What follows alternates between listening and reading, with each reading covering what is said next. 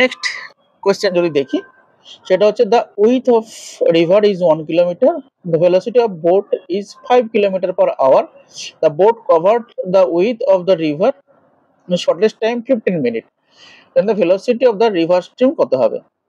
তাহলে শর্টেস্ট টাইমেও ট্রাভেল করছে। শর্টেস্ট টাইমে ট্রাভেল করতে হলে কি করতে হয়?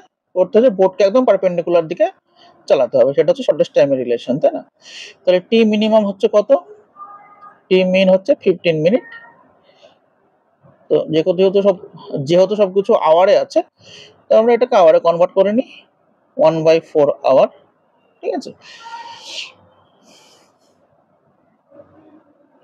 তাহলে এই বরাবর বোটের যে ভেলোসিটি, সেই ভেলোসিটি কত হবে? এই বরাবর যদি বোটের ভেলোসিটি নিই, সে ভি বি যদি নিই, তাহলে ভিবি হচ্ছে কতটুকু হবে?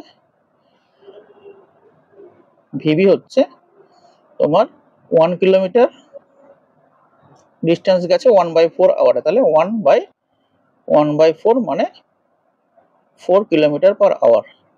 আর এখানে যেটা দেওয়া আছে 5 কিলোমিটার পার আওয়ার, এটা হচ্ছে actually velocity of boat in water, মানে তোমার এই যে রেজাল্টেন্ট ভেলোসিটি, যেটা আলটিমেটলি 5 কিলোমিটার পার আওয়ারে যাচ্ছে এখানে। তাহলে এটা 5 কিলোমিটার পার আওয়ার, এটা সে ধরো ভি আর ভি রেজাল্টেন্ট, ঠিক আছে? আর এই ভিডব্লিউটা তোমাকে বের করতে বলা হয়েছে। তাহলে ভিডব্লিউ কত হবে? তাহলে ভিডব্লিউ হবে রুট ওভার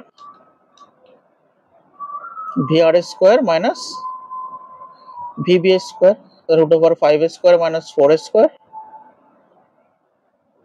মানে 3 kilometre per hour. Option A হচ্ছে রাইট অপশন।